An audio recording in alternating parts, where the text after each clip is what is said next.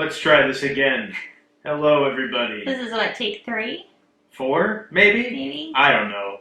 Anyhow, hi, everybody. Welcome to the Homewrecker podcast. I am the Golden Greek, Alex Arion. I'm joined, as always, by my beautiful, lovely, gorgeous, amazing trophy wife, Monique. Monique, again, how are you? Hello, I'm well. How are you? I'm doing fantastic, as always. That's like the third time I've had to say that now.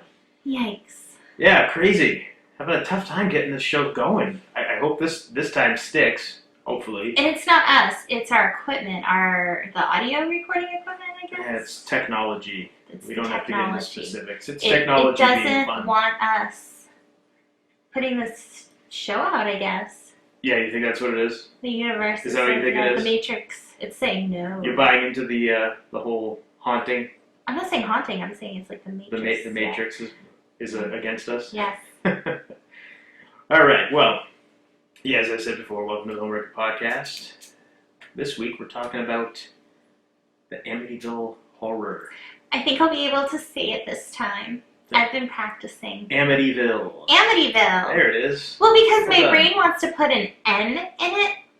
At what point? Like with the N, with the M. Amityville? Like I think before. Okay, now I'm gonna mess it up the rest of the show. Amityville. No, okay. I'm sorry. We don't have our jar to put the nickel in every time we mess it up. My word. Yeah. Aye. So for anybody that's listening to us for the first time, this is the Homewrecker podcast, and we call it the Homewrecker podcast because we talk about a lot of things that maybe if you're getting into discussions with other folks in your household could wreck the home, I suppose. That's not how the name originally came up, No. but It's how we're making it work with but that. that's how we're making it work now. Sure. Anyway, That's what gets you to sleep at night, honey. watch yourself. Hey now. Okay. Yeah. So, yeah, we're talking about the Amityville Horror this week, and we're going to just jump into it in a few minutes. But first off, how are you? I'm well, thank you. Great. Fantastic. I'm doing something where I'm working on myself a lot. I'm trying to better myself and my situation. It's admirable. One of the things I'm working on is putting myself out there more, and not being so afraid. So I'm going to take a moment to plug myself and my Plug yourself? business. Yes. Oh, yeah, please do. Go for So I have an Etsy shop, Wonders by Monique. I offer tarot readings, oracle readings. I sell orgonite. I have regular and beeswax, so if you don't like the resin smell, you can get a beeswax orgonite and a device. And I also make smudging spray. I make skin salves, which are really good in the wintertime. it. I use one of the skin salve on my head. You use it like every day. It's That's awesome. awesome. Yeah, I like it. It smells It's not really good. greasy either. No, not at all. And it's made with beeswax from a local apiary. I make incense. I make all different blends of incense, and I make beeswax candles. So I make a lot of awesome stuff. So go to my Etsy shop, Wonders by Monique, or go to my website, tarotbymonique.com. There you go. Yes. Great. That's awesome. Put I'm myself not out going there. to plug myself right now, but you can check the show notes for that kind of stuff. Yeah. So anything else going on aside from that? I've just been kind of working on tarot more. I feel like you can always improve and like making sure I'm meditating more, because I kind of started slipping away from meditation, and I feel it made changes to me, and I'm like, nope, gotta get back on track. And I'm trying to find ways to incorporate it easier into my life. Yeah, that's something that I wish I could actually like get into a groove and try doing is meditating. I've done it a couple of times, and it was always really, really great. I just always fall out of that routine. That's a lie. I never really get into a good routine to fall out of, but that's something I definitely wish I could do more of. So it's awesome that you're doing that. Yeah, what I realized is I don't have to do it for like an hour every day, because that's a lot of time. I can do like a quick 5 or 10 minute meditation, and trying to realize like, okay, that's good enough. That's okay to do that. It doesn't have to be like this wicked deep. I mean, even like when I make orgonite, when I'm like working on stuff, I kind of go into this meditative state because I'm putting energy in there. And one of the things I've realized is when I'm doing that outside, more animals come to me, more birds come to me, squirrels come to me, chipmunks come to me, bugs come to me. And I'm like, oh, whoa. And I think it's just the energy I'm putting out, but it's really neat. So I'm just working on my meditation more and focusing on tarot more and just trying to better myself as a person. Great. Yeah. That's awesome. Yeah, you've mentioned that to me before, how like it seems like all these animals and everything starts coming to you, and you've taken videos of and pictures of things that have happened, and I'm just like, there's got to be something to it. So it's pretty cool. Mm-hmm. But yeah, no, I support you 100%. You know that. Yeah, thank you, and hopefully you guys will support me too. Check out my Etsy shop. Yeah, if there's something, cool stuff on there. So. Thank you. If there's something that you have in mind, let me know, and I can see if I can make it. Now, everything you make, mm-hmm. you have molds, right? Yeah. But there's no two pieces that are the same. No. Because everything that you do, it's not like it's coming off a machine, a certain ratio of certain things. It's always, everything is unique. It's all like custom, one of a kind. Because even if I make two of the same thing, so let's say I have my dragon head mold, I can do the same thing and use the same types of crystals, but it's still going to be different because everything, just when you are doing something handmade, it's still, there's no real way to replicate it because the crystals that I use, they're different shapes and sizes. Nothing is cookie cutter. So yes, everything is one of a kind. I think that's a big selling point. Thank you. Personally, I feel like that'd be a big selling point. So yeah, definitely put that over. Thank you. And I make everything with love and positive energy. Yes, you do. I do. That's for sure. It's how I am. Anything else going on aside from that with you? Anything you want to talk about? I don't think so. What about you? What do you have going on? I have this show that we do weekly. Well, I've known you've been researching the past week. Yeah. Been putting a lot of time into this one. And there's so many different rabbit holes to go down, which we'll talk about. Mm-hmm. There's so many different aspects of this. We're going to cover as much as we can, and I'm not going to go too deep into it because we'll be here for 8 hours, and that's not an exaggeration. But aside from that, just the usual stuff. Just homeschooling our three boys and having a blast doing it. And got a couple other things going on, but that'll all come to the forefront at a later date. We're definitely busy. Yeah, definitely keeping busy for sure. So, that's it. You want to get into this show? Yeah. So you're leading this. You're the one who did all the research. Yeah, and we're going to stop here and there and talk about some things. Anybody that's listened to us before knows how this goes. All right, so we're going to start out with the Amityville Horror, right? When did you first become aware of this? The movie. Okay, yeah, same here. When the movie came out and I saw it. So do you remember when you saw it? You had to be young, right? I think it was I was probably 10.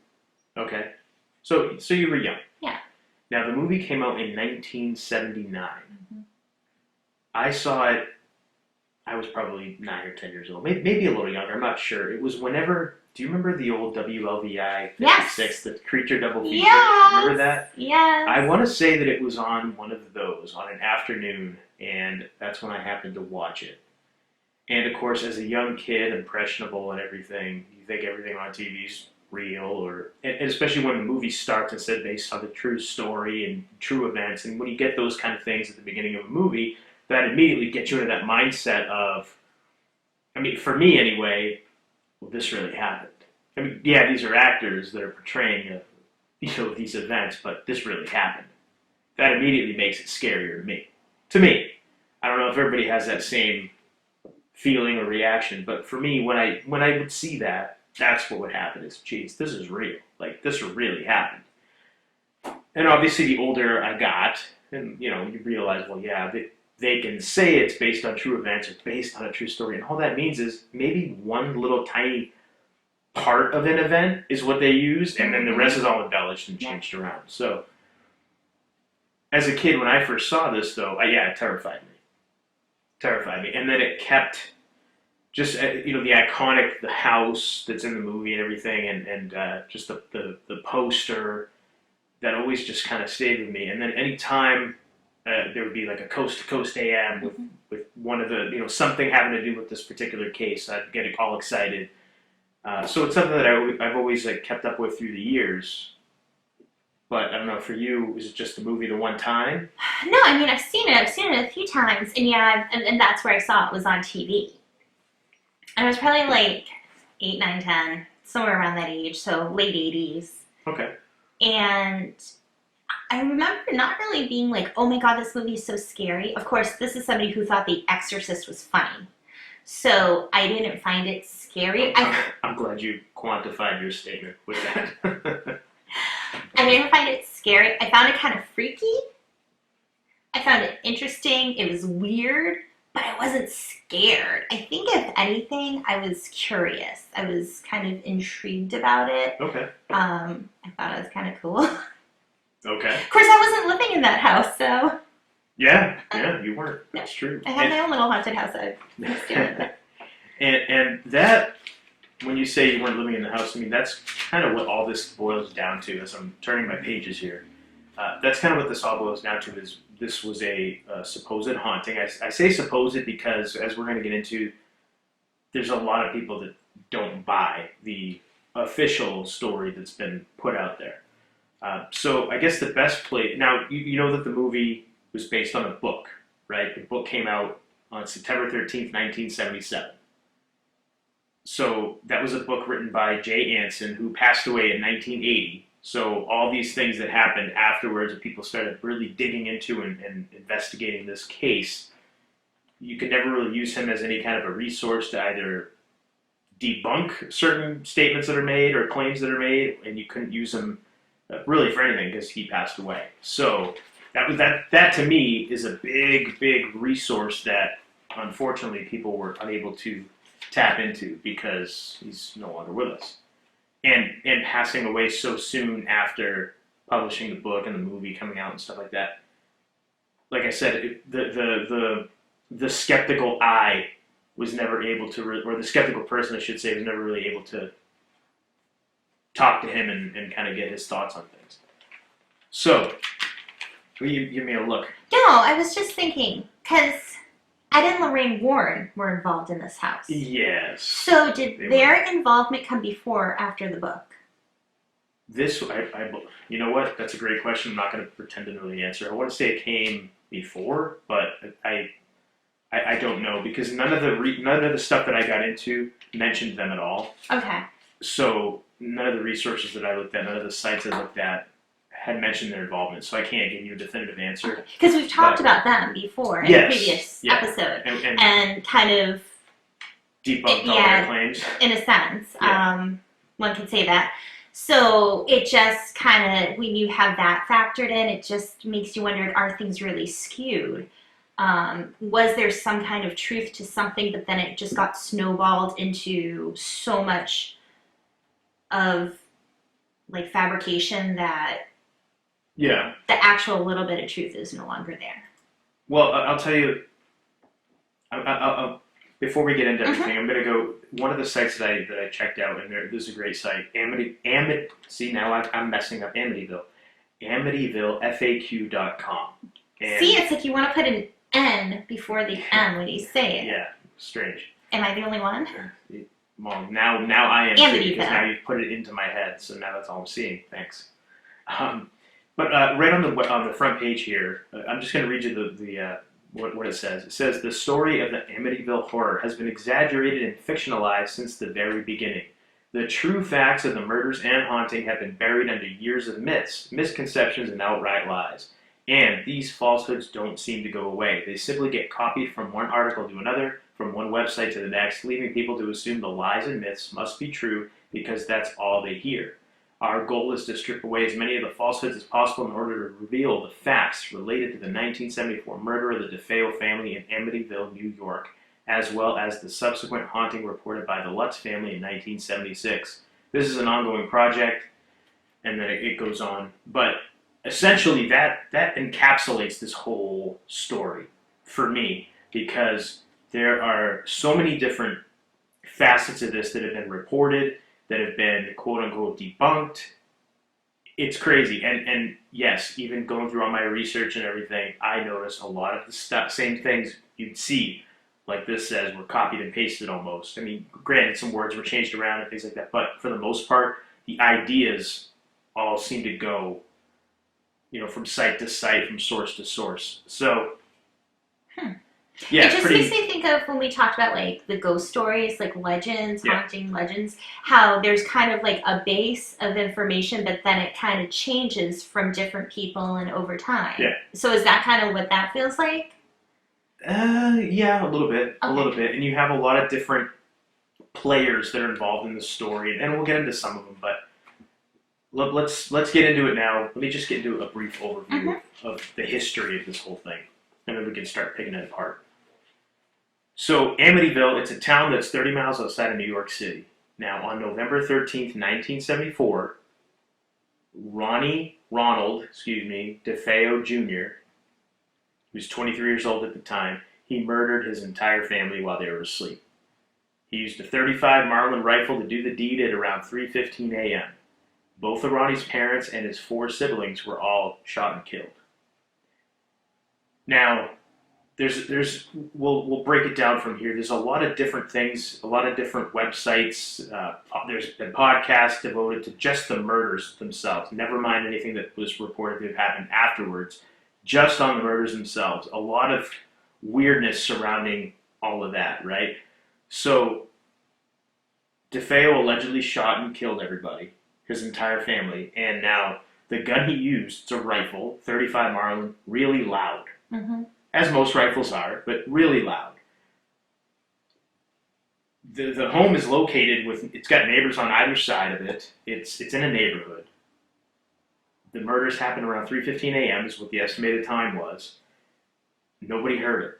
Nobody heard a rifle shot. You have 6 people get murdered in their sleep. How are you the 6th person that dies and you don't wake up from 5 other people getting shot? So are they saying that, because I thought like they woke up, but they had nowhere to run to, or they couldn't move, they were afraid. They were all shot in their beds. From everything I've seen, they were all shot in their beds. Were they really heavy sleepers? You'd have to be a pretty freaking heavy sleeper. Now, one of the theories was that I read was that they were drugged. That's what I was going to ask. Were they drugged? However, the coroner in the DeFeo murder trial for Ronnie DeFeo, he said that the toxicology, there were no drugs at all in any of the bodies. So I don't know how that theory got spawned, but I mean, in the trial itself, unless this medical examiner, was making it up, toxicology says there was no drugs involved. Because I'm thinking a little nighttime hot cocoa for everyone, sleep a little something in it. Well, see, that would make sense. Yeah, absolutely. And I think that that's where a lot of these theories started to come out. But if you look at the trial transcripts of the murder, no. Yeah, so going based off of that, that's not the case. So that right there is kind of strange. Yeah. And how did no neighbors heard the gunshots? Nothing. So how does that happen? That right there is strange. Really good insulation, good windows, soundproof. I don't know. But okay, that's fine. But again, how did none of the other family members hear anything? So that led to a lot of people, just those different aspects there, and even the police sheriff that was part of this initial investigation, said that there's no way it was just him that did it. He had to have had help. I just had a weird thought in my head when you were saying that. Go ahead. Like before you said he had to have help, just like, how could you have done it? I could see him striking deals with different siblings, like, we're going to kill everybody. And then just stay in bed, I'll take care of it all. Just lay in bed, so everyone's laying in bed waiting for their sibling to get shot. And then that would imply that they all must have hated each other's guts. Yeah. If they were willing to strike a deal to get everybody killed as long as they lived. That's pretty morbid. I'm just trying to think, how could we make this work? I guess that's one way. Now, DeFeo was obviously found guilty because all the evidence pointed right to him. And we'll come back to DeFeo and a lot of the people that were involved in that and stuff having to do with him. We'll come back to him in a little bit. Or is it possible he didn't do it at all? It's possible, I suppose. He has changed his official story of what happened that night so many times that I don't even think that guy, because he's still alive now. I don't think he probably even remembers exactly what went on. His story has changed so much, so who knows? Who knows? Maybe if they were all under control of something. Well, we'll get into that. Okay. We'll see. We'll see if maybe that could be a possibility. Okay, so 13 months after the murders, the Lutz family, George and Kathy and their 3 children, purchased the home in Amityville, New York. Excuse me, on Ocean Avenue. That's an important detail. The DeFeo murders occurred at 112 Ocean Avenue. The home sold to the Lutzes for $80,000, which at the time was considered a pretty drastically reduced price for that piece of property in that neighborhood and everything. Makes sense. A whole family got killed there. Yeah, so. I guess $80,000. It sold for about half of what it was worth at the time. So that's a pretty. Check down property value. Oh sure, absolutely. And the Lutzes say that they knew about the murders. They didn't buy the home unknowingly or anything like that. So they saw that it was available. And reportedly they jumped at the chance because it was a steal, essentially, at that time. So, the Lutzes lived in the house for less than a month. They left after only 28 days. They claim that they had a number of different paranormal events that occurred, and those different events, the stories of those events, were the basis of the movie and the book, or the book and then the movie, I should say. Now, some of the things that they claimed to have experienced. George Lutz would wake up every morning at 3:15 a.m. I wake up every morning at like 3:30, so I don't know what that means. But the significance of 3:15 a.m. is that that's what the estimated time of the DeFeo murders was. So that's the significance there. So if that's true, okay. That's strange. One could argue you have it's subconsciously in your mind if you knew that and that kind of information came out and it was public. That could be subconscious. So now that it's in your mind, that's why it's happening. One could argue. You know what? When you said, I thought that exact same thing because I'm not taking anything anymore at face value. I try to rationalize. I try to pick it apart and see, can I explain it away? So that was one of the first instances. It was a little bit strange. I guess you could file that under peculiar, but I mean, is it paranormal? I don't know. Not really. I don't think. What else? The entire family claimed to smell strange odors. They said that they saw green slime oozing out of the walls and keyholes. Sounds like a mold problem. They claimed that they experienced cold spots in certain areas of the house. Sounds like a heating and ventilation problem. Right. That was my first thing was, you smell strange odors, okay, you're in a new house. So yeah, you're going to smell things that are maybe strange to you. Maybe there was mold, like you said. Who knows? I don't know what the home inspections were like back then, or if they were even done. That's something I didn't look into, but obviously nowadays you have people inspect your attic for mold if you have an attic, or they inspect the basement, they inspect the entire home before you buy it. If that's something you would like to do before you buy a house, that's pretty common, but I don't know how it was back then. So yeah, that's another one of the aspects. They said they smelled strange stuff. Okay, to me that doesn't mean anything without getting into specifics, and even then, it's a new house, so who knows what was there. Now, here's a weird part of the story, and one that makes a lot of people go, oh, this had to be true. Allegedly, a priest came to bless the house, and he claims that he heard a voice scream, "Get out." So after that happened, he told the Lutzes to never sleep in the room that he heard the scream in. All right, I mean, now you think about it. A priest, especially at that time, that's an unimpeachable witness, right? Who's gonna question a priest? Especially back then, we're talking over 40 years ago. Who's gonna question a priest? So, 1975. But moving on, so that I mean, again, now I know that in the book, just staying on the priest for a minute, the name was changed. I did not write down the real name of the priest who this supposedly was. But that gentleman never did media. He didn't do any interviews or anything like that. So it's kind of tough to say, was the priest story just something that Jay Anson inserted into the book? I don't know. They also claim to have experienced a garage door opening and closing on its own. Could be an electrical issue. So I'm like, is it electrical or manual? Because if it's manual, that's the thing. I could not find any information on that. So if it was electronic, I was thinking about it because I'm like, okay, if it was an electronic garage door opener. Mm-hmm. First off, were those things even around back then? Because I wasn't sure. So that was a question. I'm like, I got to find the answer to that just so I can be as thorough as I can.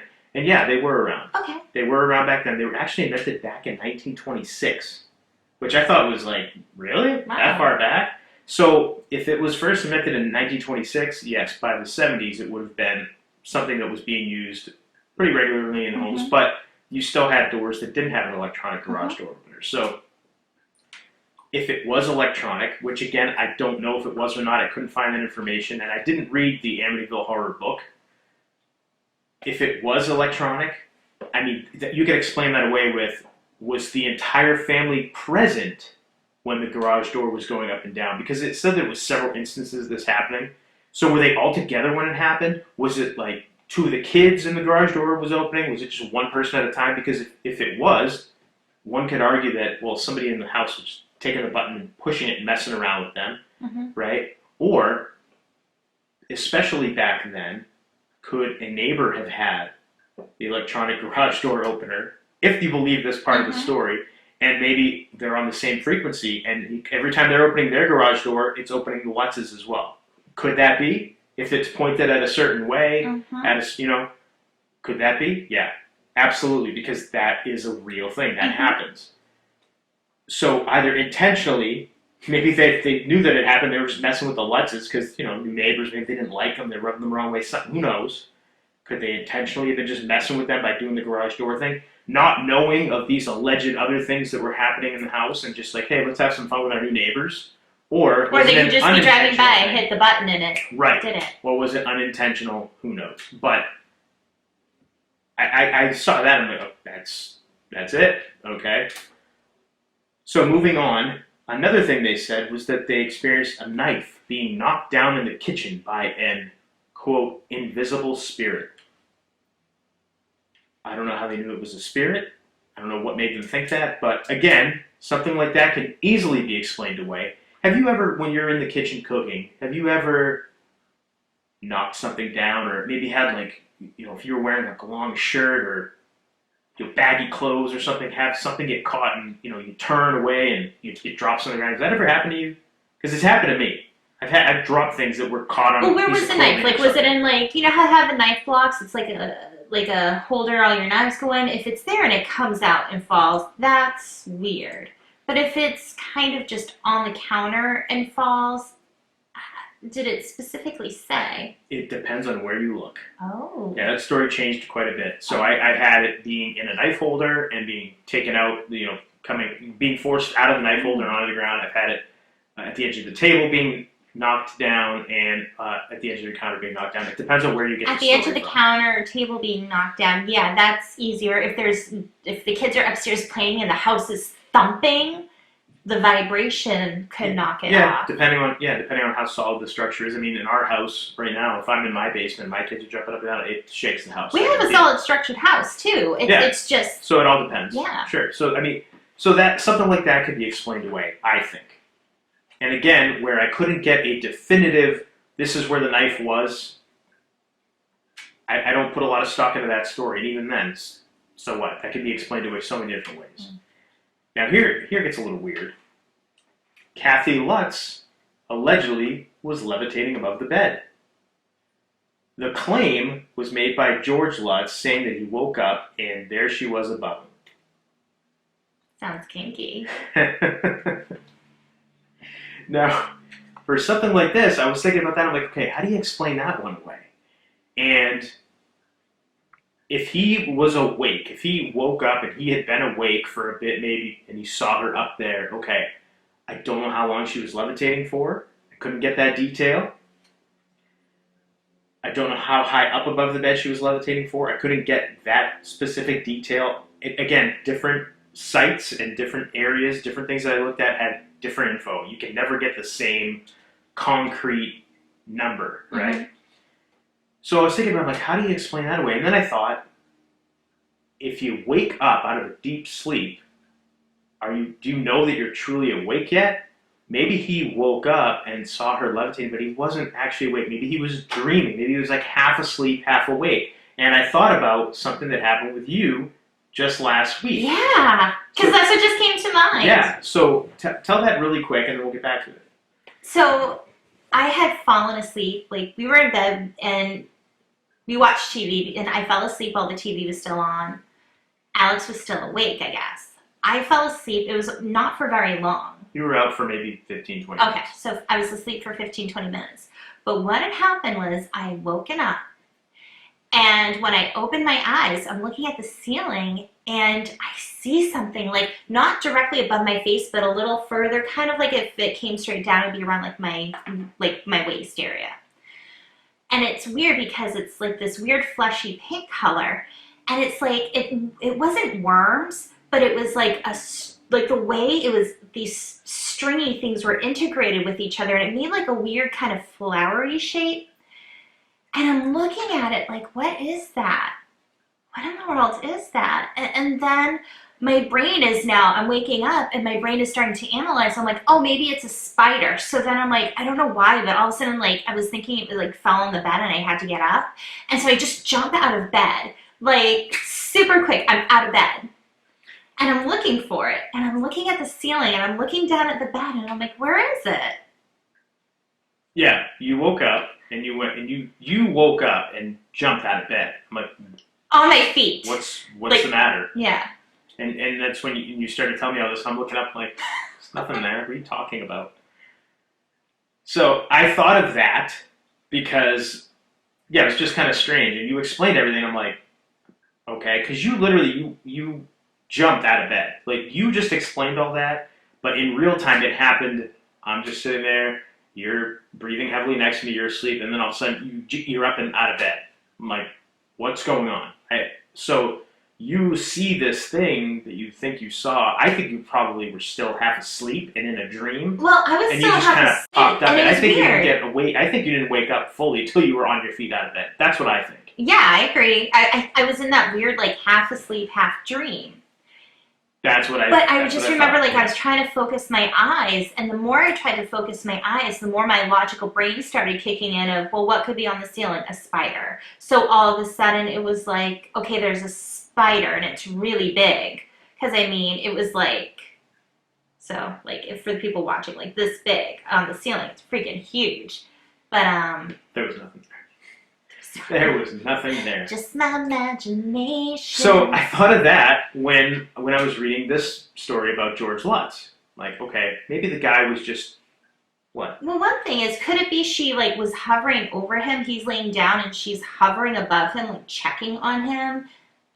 I didn't even think of that, but that could obviously because that again, could be too. Yeah. Like, if somebody's like hovering over you, like, if, oh, hold on, look at that. Sorry, this huge woodpecker just, like, outside of our window. Freaking ginormous. Yeah, that was big. That was awesome. He had some food in his mouth. So sorry. Okay, back to... but no, like, if she's hovering over him, like, checking on him, so, like, leaning over him, yeah. If, again, he's half asleep, he might think she's levitating because she could be, like hovering, like, up over him, so he's underneath, and she's, like, a foot above him, but it's just the upper half of her body. That's an explanation, okay. I suppose. Yeah. Okay, why not? We'll pop it in my head. Things it could be. We'll submit that to the court for evidence. Exhibit C. Alrighty. Yeah, no, it could be, but I think for that one, I thought he probably just woke up and he was still half asleep. Maybe he wasn't even awake, and, one of those things. That's what I thought, or he just made it up, which I'm inclined to believe as well. Now, supposedly, the two sons, Daniel and Christopher were their names, they also supposedly levitated above their beds. But again... But who saw it? I could not find who saw that on any of the different sites that I looked at. I couldn't find who saw it. So again, that could be something that might be in the book, but the book itself, there was things that were changed. So who knows? But if information was either information people are getting either from the book or another type of direct source, you would think. You would think. Now, I listened to a podcast recently with Christopher Quaratino is his name. That's his biological father's last name. That's the name he took. So his explanation, I could only listen to like 20 minutes of it because they start, the podcast starts a couple of general pleasantries exchange. They go briefly into the history of the house. And I'm going to paraphrase what he said, but essentially what he said to the hosts was, if you lived in a house and would it be possible to live in a house with 6 murders committed and not have there be negative hauntings and energy there, is what he said. So immediately I thought to myself, okay, if that's what you're basing everything on, is just that belief that because something bad happens somewhere that obviously there's going to be bad stuff there, immediately that to me, even though it's the kid that lived there, that discredited him for me immediately, because that's just to me, that's absurd. Okay, something bad happened there. Doesn't mean that all of a sudden it's just going to be bad all the time. That, to me, that was like a very dogmatic viewpoint. Like, there can be nothing else, no other explanation. You cannot question the validity of the Lutz family story because something bad happened there. So don't question it. Just take it for what it is, because there were 6 murders there. How could it not be the case? That was what he said. So it sounds like he's trying to set it up to, like, hold on to that negative energy. And that's exactly what I thought as well. So yeah. I thought, when I heard that, I'm like, okay, I can't listen anymore to this because he's already saying. So this is the kid Christopher, but he's not going by Lutz. He's not going by Lutz. I didn't listen long enough to know why if he ever went by Lutz, I'm not sure. Mm-hmm. He may have always gone by Quarantino. I don't know. So he's basically trying to say, like, how can you say any of this would be untrue because look at what happened in the house. Exactly. So there's no chance that everyone could have their energy could have moved on. There's no chance because something bad happened in the house. How could the Lutz story not have happened? Those are his words. Again, not verbatim, but I'm paraphrasing, but it's very close to what he said. Okay. So I thought that was a little... And I feel like, I get that, but if you hold on to that mentality that it'll always be like that, I feel like you're generating that energy around you. Or you want that kind of, that thought to be in people's head to believe what you're saying. Yeah. Well, see, again, just saying it and framing it like that, to me, immediately goes... You don't want anybody questioning anything you're saying because you're setting forth this rule right here. Like, this is your rule. You can't question it because this is law. This is it. Like, nothing can be different from this. That's how I took it. And I don't agree with that, but... But that's how he's framing his whole story. Okay. Look, these murders happened here. How could there not be something evil and negative and hanging around just by everything we know about hauntings and everything else? Okay, so basically you can't question him or his family's story because there were murders that happened in this house. That's how I took the statement. And again, like I said, after he made that statement, I only listened for another minute or two and I went, okay, this is how this is going to be. There's not going to be any... to me, everything's tainted just by that statement. So I couldn't continue. Okay. So what else happened? So the other thing that happened this one I couldn't explain away with anything other than they made it up. George and Daniel, his stepson Daniel, were supposedly stared down by a pig-like creature with red eyes through a window. So they're in a room and through a window is a pig-like creature with red eyes staring at them. So through a window, meaning like on the outside? Or through could it have been from like a neighbor's house? Could it have were they on the first floor, the second floor? I think if I remember in the movie, and again, this is a movie depicting this alleged event. I think it was right in the window. But like on the outside. On they're the, on the yeah, inside, yeah. they're on the outside. Correct, yeah. Okay. So, okay. I mean, I don't know how do you explain that one. Like you said, it could have been. Maybe somebody played a prank on. Who knows? Yeah. But it was just them two. So was it maybe When did they move into the house? What month? It was in December. December. Yeah. Okay. Because I'm trying to think. New York weather. Could it just be an unfortunate-looking person, and they're just like, "Oh my God, what is that?" And they've got red eyes, glowing red eyes staring at them. Who knows? But that one I couldn't explain. Really bad allergies. I don't know. Yeah, I mean, there was a couple other different anomalies that happened, allegedly. Supposedly, George Lutz aged a bunch in those 3 weeks that he was in the house. And if you watch... Now, one could say stressful situation. Okay. That can age you when you're under extreme stress. Sure, okay. Yeah. So, I look at it a few different ways. You can look at it at the way of the people knew the story and they let it get into their heads. So, things that could be naturally explained, they didn't accept that and they took it as this place is haunted. Yeah, who knows? Or it could be they're just making stuff up because they're like, oh, let's take advantage of this and make a payday. We're going to get into all that. Okay. Now, these are all the alleged events. And again, like I said, there's other things that George aging. Kathy saying that she just became really negative the whole time that she was there, that she just quickly noticed change in her own personality as well as George's. They both quickly became negative, and then all these things started happening. So, of course, again, this is all their word. I mean, this is what they say happened to them. Now, after they went public with their story and everything, they took a lie detector test, each of them, to prove that their stories were true. And you take a lie detector test, you'd think for sure, I mean, if they pass it, then yeah, they're telling the truth, right? Well, they both passed. So they could believe they're telling the truth. Because we've talked about this before. Yeah, for sure. If you believe it, then you can fool your body into thinking it's true. Yeah, absolutely. So if they're telling the story enough and they're getting out there and then they slowly, you can start to believe your own hype, I guess is one way of putting it. So they did take a lie detector test. So that immediately gives them credibility. They have allegedly a priest who had this experience happen to them, so that immediately gives you credibility. You have those two things, right, going for you.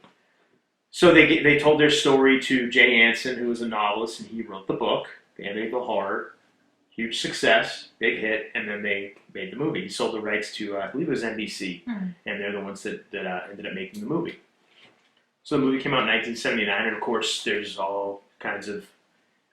This is where they get famous, right? I mean, really famous, because now the world knows about their story. Yeah. You're giving a look. No, I'm just thinking, like, did it ever come out how much money they got, what the deal was with the book? Yes. So, according to George, they made approximately $250,000 from the book sales. Okay. And they made $160,000 for the film.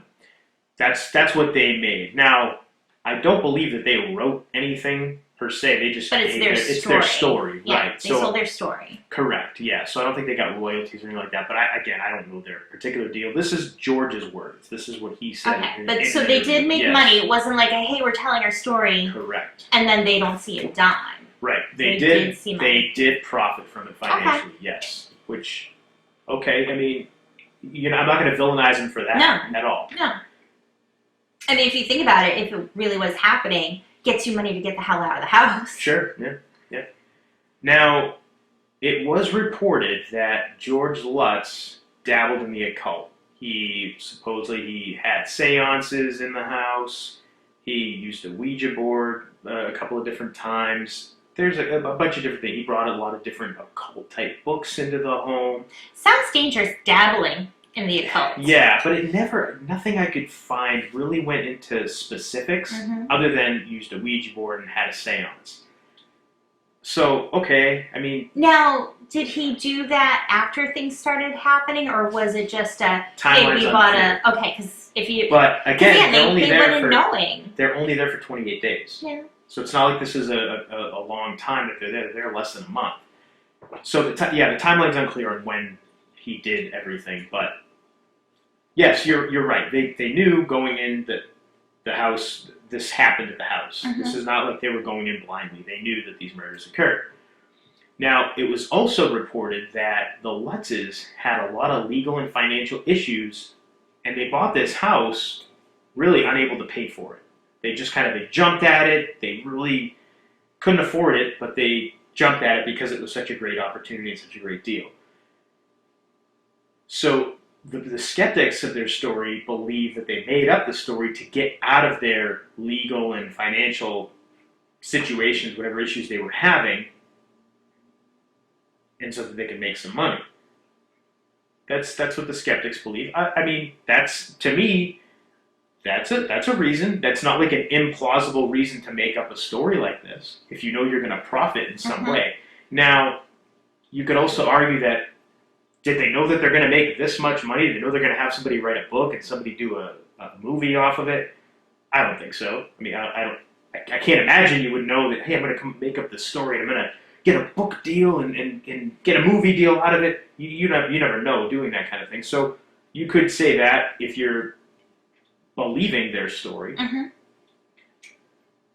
Now, another thing that happened is that their former lawyer, the Lutz's former lawyer, a gentleman named William Weber, he had a falling out with them over money issues, and in 1979, right around the time the movie came out, he claimed that Kathy and George and himself made up the entire story over several bottles of wine one night.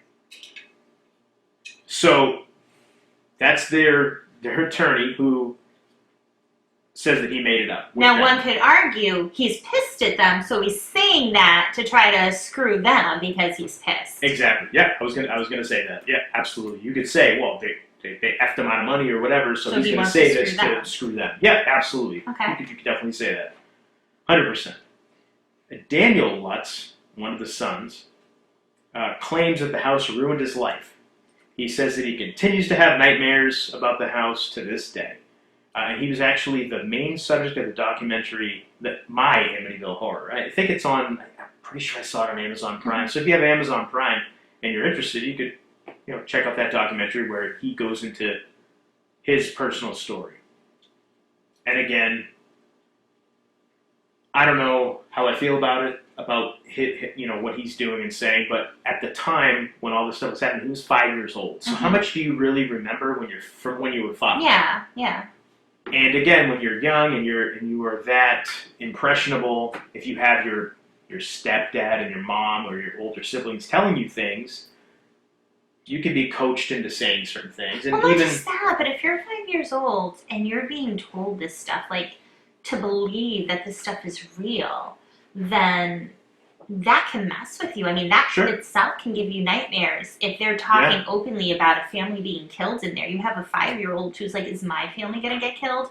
Is something going to happen to us? Yeah, so I don't dispute or doubt his story that he still has nightmares, that he maybe had traumatic experiences in the house. I don't doubt that at all. And again, you got to remember too, a 5-year-old who is moved into a new environment and then is only there for 28 days and then yanked out and basically, again, could be just told this is why we're leaving or what. You never know. Yeah.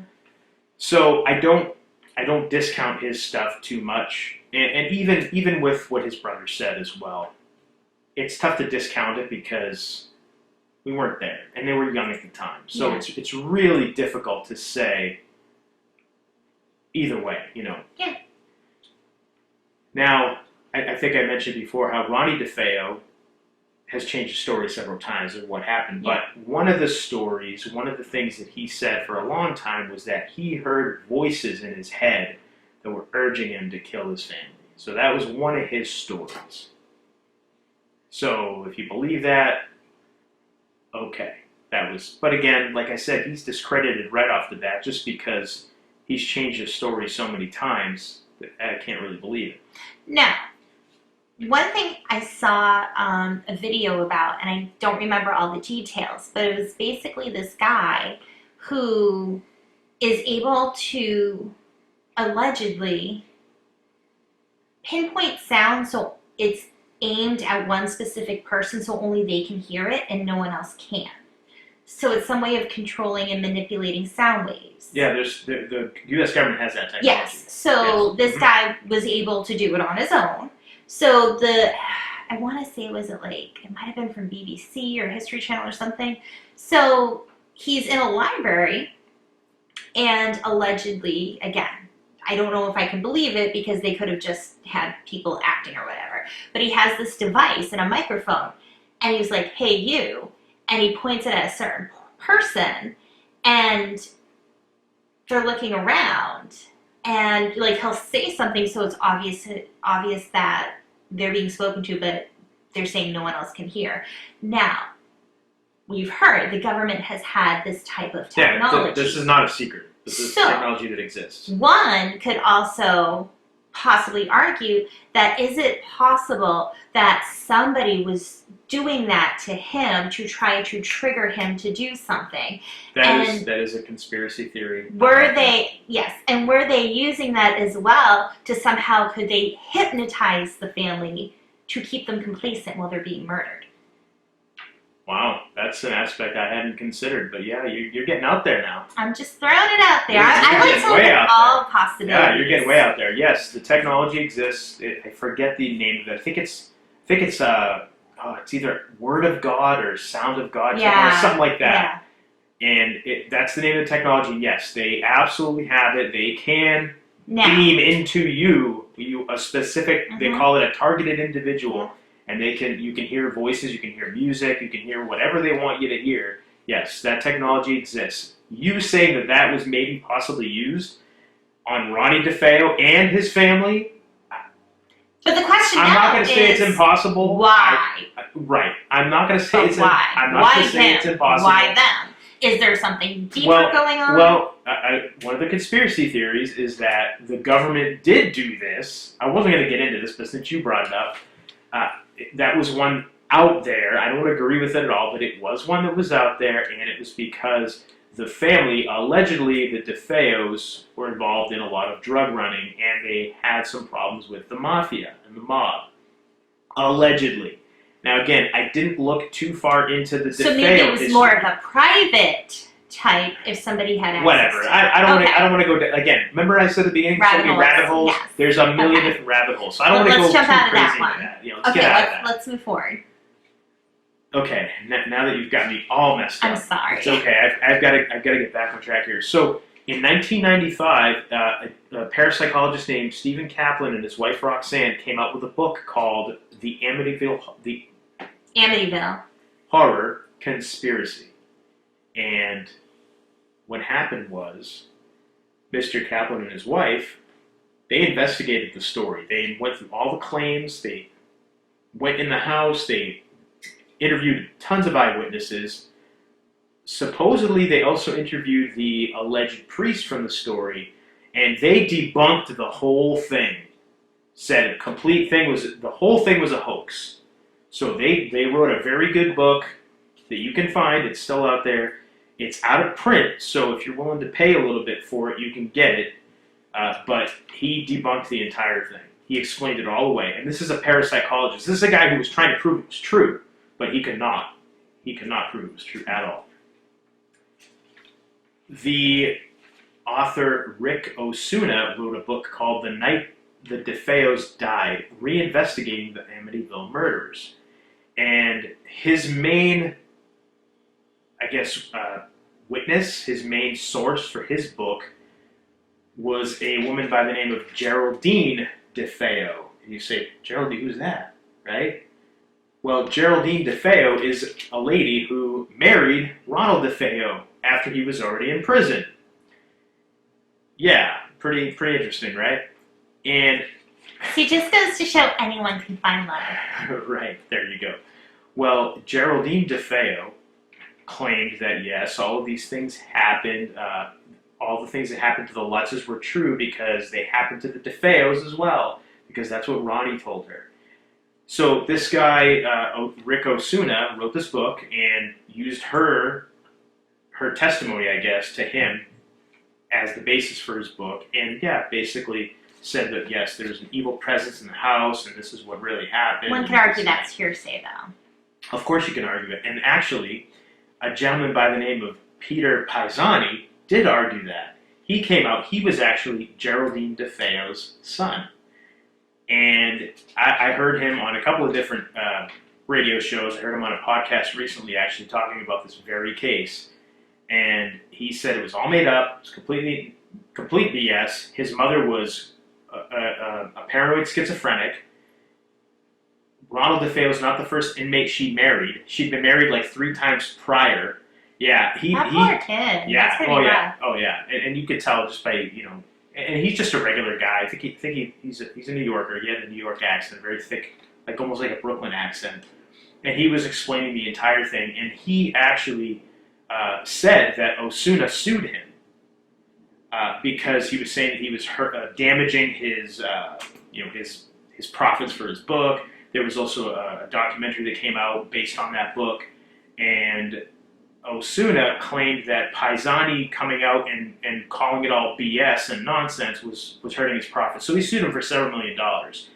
And Pisani thought it was a joke and didn't even go to any of the hearings or any of the trial dates. And the judge ended up throwing the whole thing out because it was essentially the lawsuit was unsubstantiated. It was basically his word against his, when we're... You based the book on hearsay. Right. So Pisani said, it's all nonsense. The whole thing's made up. And my mother's a liar. She was, she's no longer with us either. She did pass away. But you said, my mother was a liar. This was all just something that she cooked up just to make money. And she did. She profited off it. She made money. I guess she was, according to him, a heavy drug user. Not the most reliable of sources, I guess. But yes, so that was another aspect of this that came out. So like I said, there's a lot of different factors, a lot of different players involved in the entire thing. It would take us so long just to deep dive into everything. So that essentially is where we're at right now, right? We have the murders that happened, and you can go down a bunch of different roads with that, trying to figure out what really happened there, because still nobody knows what really happened. You have the official story, you have a gentleman that was convicted of murder, but you have all these different people involved that throw questions into how exactly everything did take place.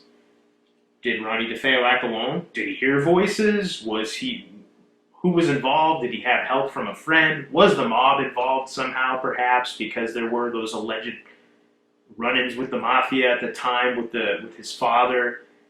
I don't know. Again, there's so much background to this that you could really go, you really go nuts with it, yeah.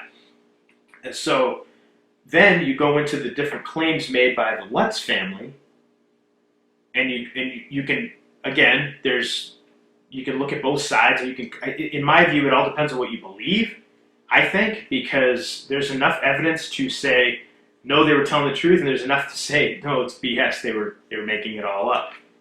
Now, the people who own the home now, there have been 4 owners since the Lutz family. Okay, that's not too crazy over how many years? About 40 years. 40 years. Yeah. I mean, sometimes people, they move in a house, they live there for like 5-10 years, and then they move on. Right. So, did they ever make claims of anything? Well, this is the thing. The only thing that anybody has ever reported happening after the Lutzes is people camping out outside their house, staring at their house. That's it. Nobody else has had any paranormal experience of any kind. No voices, no ooze coming out of the walls, no flies showing up in a room. I know that was a scene in the movie. Nothing strange or out of the ordinary at all for 4 families after the Lutzes. So, if you believe Christopher Quarantino, that this negative energy and blah, blah, blah was there because of the DeFeo murders, did it leave with the Lutzes? Did the Lutzes... Did they help keep and retain that negative energy? And yeah, it left with them? Or did they go in with that negative energy thinking that? Did they manifest that for themselves? Or did they make it up over a bottle of wine? Or was it made up? Yeah, exactly. As their attorney said. Tough to say. Tough to say. But, I mean, for me, personally, I look at just the evidence that's there. The evidence that's out there. The tangible, provable evidence that's there. I lean on the whole thing's just made up. It's a big made up hoax. DeFeo, of course, is going to say whatever he can to try to get a lesser sentence. I mean, the guy's serving 6 life terms anyway at this point, and he's not getting out. But obviously, you're in prison already. What do you got to lose? Make up a story, or make money, or exactly, yeah. So I don't know. I don't know about any of that. But I think that the real mystery here is how were the DeFeos killed? And was it just Ronnie? To me, that's the mystery. The haunting itself, I think it's just, no, I don't think it occurred. I think it was completely made up. Again, we've talked about how you can beat a lie detector test. The children's testimony, no disrespect to them or anything they may or may not have gone through, but they were young kids, and as credible witnesses go, I wouldn't say that they were credible. I mean, I would say the same thing about my own 5-year-old son. It's. Did they experience something? Maybe. I don't think it's what they say it was, though. If they did. Okay. But yeah, I personally think that the whole thing's a bunch of bunk. Pretty creepy story. Yeah. But it's not true. That's my feeling. Okay. And I mean, what about you? You agree, disagree, and why? In terms of Ronnie DeFeo and what happened with him, it just seems a little suspect. It seems like there's something more to that story that we don't know. So I agree with you. Yes, there's a mystery there. In terms of the Lutz family and their story, I look at it 2 ways. Okay, I guess maybe 3. You have, maybe the place really did have negative energy and it preyed upon them because they were very vulnerable. They had financial and legal issues. So they bought this. This might be their, we got to make this work or we're screwed. And that's the other thing, too. Sorry, I don't know what their financial problems were or their legal issues. Again, those are probably, I'm sure you could probably find that information, but that's nothing I knew. But you could say maybe high stress, jumping, buying a house, moving in, all of that stressful anyway. Now, if you have issues going on outside of that as well, not helping, knowing the stories, so it's possible, yes, you have that negative energy that's there, and then you being stressful and having a lot going on might lower your vibration, allowing that negative energy to kind of stick and harp onto it. So could they have experienced things? Possibly, but it also could have been more subconsciously, so where there's a reasonable explanation for things to them in their mind, it was because of what happened, and it was a spirit, or it was this. So kind of like a thought where it splits off, either maybe something really was going on, or maybe they just thought that's what it was. Then you have they made it all up. Maybe some weird freaky things happened and they thought, hey, let's make some money off of this. Maybe they thought, hey, we can just sell tours to the house, like haunted house tickets, but then they got the book deal and thought even better. You don't know. Personally, what do I feel? Yes. It is. I really don't know. I want to believe people, but I get the feeling like it's not what they say it is. I feel like maybe things weird did happen, but it's not. It's all reasonably explained, and it's not what they're saying it is. Okay. Yeah. That's my feeling. Mm-hmm. And there's people that still believe to this day this is one of the most terrifying cases of all time. I don't buy any of it. I don't think any of it happened the way that they say that it did. I think the Lutzes made everything up. My personal opinion, again, no disrespect to any of the children that are still alive. And honestly, I've never heard anything from the daughter that was involved. I believe her name was Melissa.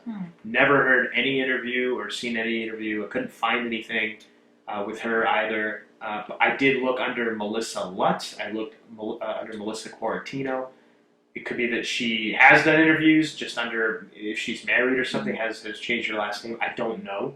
But that's one voice that I could not incorporate into the story because I couldn't find anything. And again, that could just be because I don't know what her name is now. So nothing from her. Was it George who was mostly the one making the accusations of things happening? I believe it was equally Kathy and George. I think it was both of them. Yeah. I think more of the I guess extraordinary claims were George's. You know, the pig. I think there was a room of flies. I forgot to mention as well. And that was in the book and in the movie as well. There was a red room that they found on the property as well. That was nowhere in the blueprints of the house. That was kind of strange. So who knows? There's theories that maybe there was some type of animal sacrifices going on in that particular room. How old was the house? I did not get that information. I want to say that the first people that lived there were the DeFeos. Okay, because you wonder if there's something going on. Do they have this room because there's something illegal was going on and it's not on the blueprint? So if there was a raid, at least everything can be stashed in that room. Right, and that's where the whole allegedly the DeFeos were involved in drug running story came from. There's also beliefs that maybe perhaps the home was built on an Indian burial ground of some kind. There's all kinds of theories out there. I invite everyone. I'm going to put some links in the show notes, but definitely go to Amityville, FAQ.com, because they have so much information on there. You could go down any one of the rabbit holes you want to. So yeah, I invite everybody to check that out for themselves and just see all the different theories that are out there. There's actually a list of all the different names of people involved in the whole entire story, because there's a lot. There's a lot that I didn't even touch, because again, this could go off in so many different ways that it's a pretty expansive story. But for me, the most mysterious part of it, again, it's the murders themselves that spawned everything that happened after. How did those occur? Did DeFeo act alone? How was he able to shoot everybody without even neighbors hearing it? And how did everybody die in their beds? How did nobody get up and move or think to at least run to see what was going on? Like, you'd think at least one of the children would be shot in the hallway or something. Can you tie them up? Like while they were sleeping? So there was no evidence of them being tied up. No evidence of them being drugged. Like silencers, like pillows and stuff, maybe? I mean, it's still gonna make a noise. I don't know. Again, then I don't know. They're all just really heavy. But that to me, that's the mystery of the whole thing, is how was he able to pull this off? And was it even him? There's people that think he wasn't even involved, that he wasn't a heavy drug user at the time. And the DeFeos were very well off. They owned a car dealership, I believe. So they were well off. Again, allegedly involved in drug running. We don't know if that was true or not, but that's a story that was going out there. So is it perhaps that the kid maybe was framed for the murder, and maybe because I guess what happened was he killed them at 3:15 in the morning, right around that time, and then the next day at 6:30 p.m., or not the next day, the same day, I guess, at 6:30 p.m. he walked into a tavern and said, my whole family's been shot. And he tried to say that it wasn't him, obviously, at first. He found them like that. And then, the gun was found in his closet. It was deemed to be the same weapon that was used in the murders. And eventually he admitted to doing it. But at first, that's what he said, that somebody killed my family. And so there's so much, again, to me, that's the real mystery. That's the real story, is those murders. How did they occur? Why did they occur? And who made them occur? Like, who did them?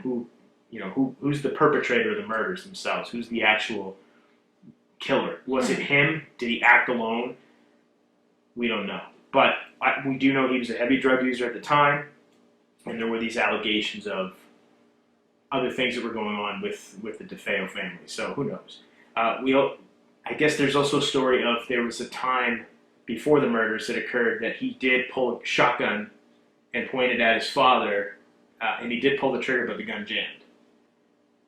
So there was that history that he had of violence, I guess, or the threat of violence against his own family. So that's also something that you could say, well, yeah, I mean, he had a history of it, so he probably did do it. But the thing is, how did he do it? We still don't know. He says he heard voices in one of his stories.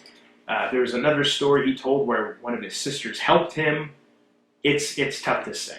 It's really tough to say how any of this went down. So we know he's still alive.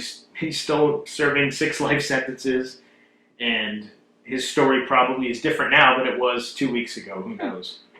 Yeah. So, yeah, but to me, that's the big mystery. The hauntings themselves, I don't believe they happened. I think it was just all something that was made up for profit, and somebody, or a lot of people, profited handsomely off of it. Good for them. Yeah, hey, you had books, you had a movie, several movies. Have you not been entertained? And I guess that's what it's all about, right? So that's where I land with that one. I mean, maybe someday we can do a story. We can do a podcast just about the murders themselves and all the different things all the different mysteries surrounding them, all the different details. But as far as the haunting goes, yeah, I don't think there's much to it. I think it's all just made up malarkey. Alrighty then. Yeah. Do you have any final thoughts about the Amityville Horror before we start to wrap it up here today? No, I think you've brought some good information to a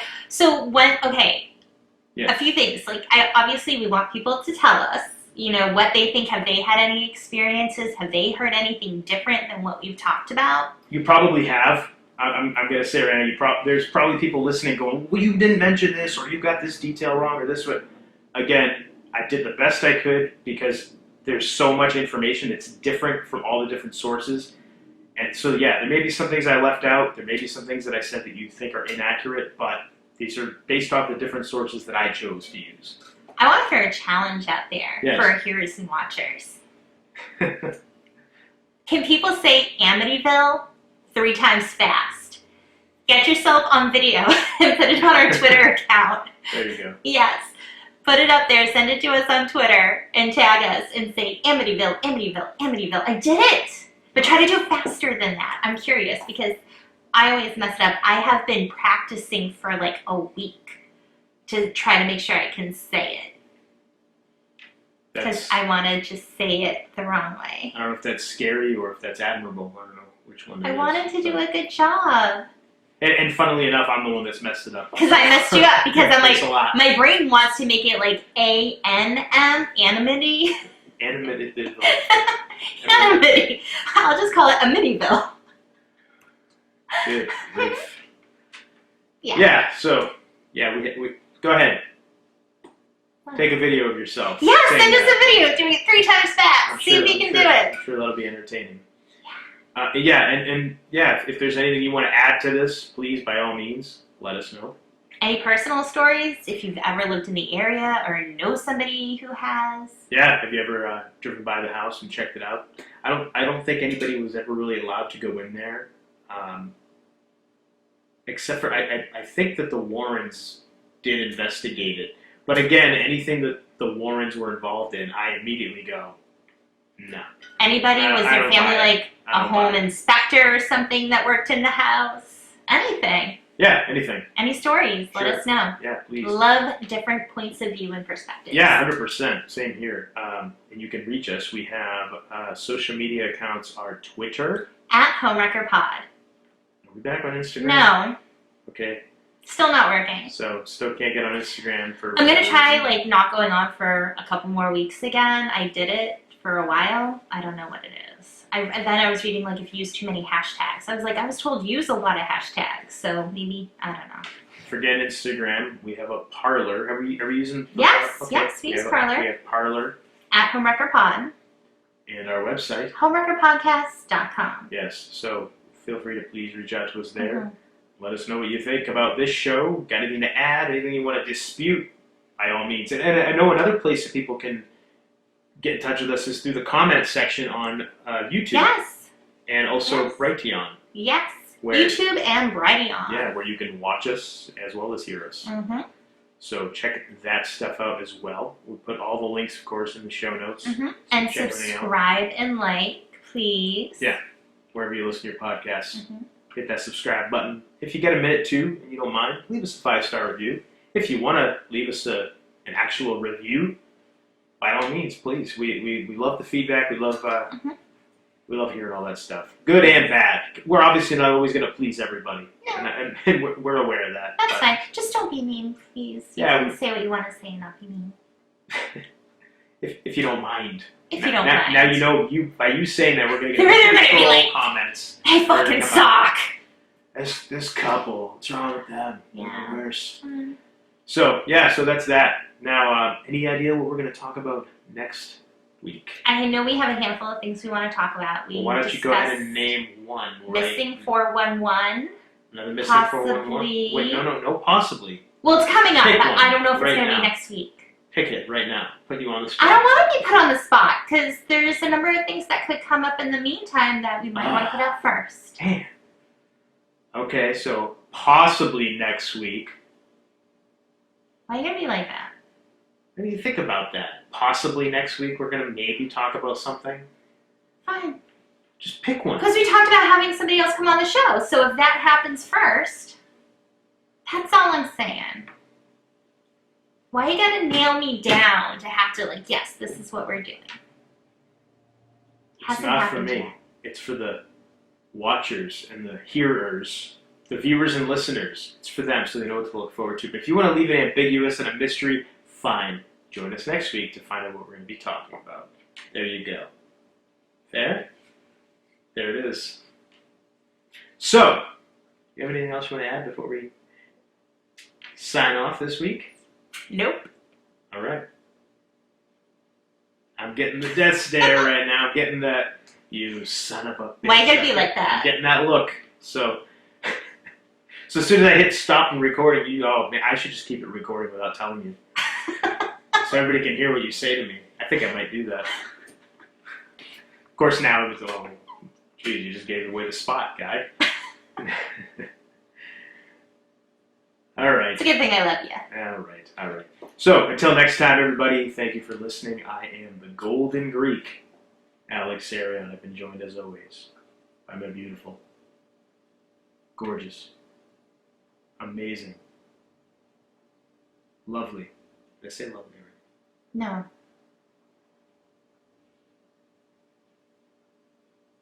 My trophy wife, Monique. And you've been listening to the Homewrecker podcast.